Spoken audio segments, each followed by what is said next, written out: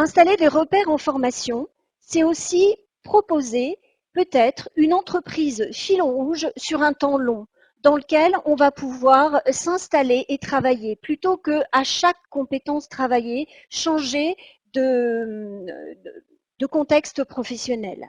La deuxième des choses, c'est d'organiser l'espace professionnel en plusieurs services, ce qui permet aux élèves d'interagir entre eux. Si on a une entreprise fil rouge sur du long terme et si les élèves font des achats dans une entreprise partenaire mais qui est au sein de la même classe, ça permet aux élèves d'interagir et de voir les effets que l'on a quand on travaille sur un système d'information partagé.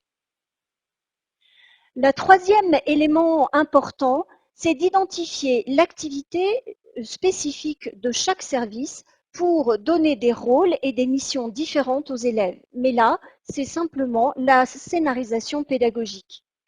Le quatrième élément clé, c'est de collecter les traces de l'activité de l'élève tout au long de la formation.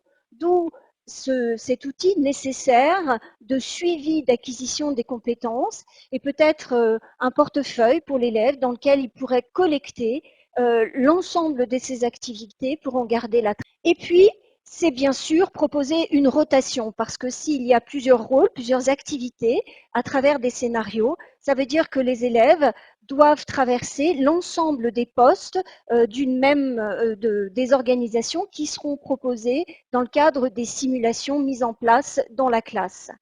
Et à chaque fin de tenue d'un poste, il sera nécessaire de mettre en place des entretiens d'explicitation pour capitaliser l'expérience de l'élève en lien avec les compétences qu'il aura vues dans le poste traversé.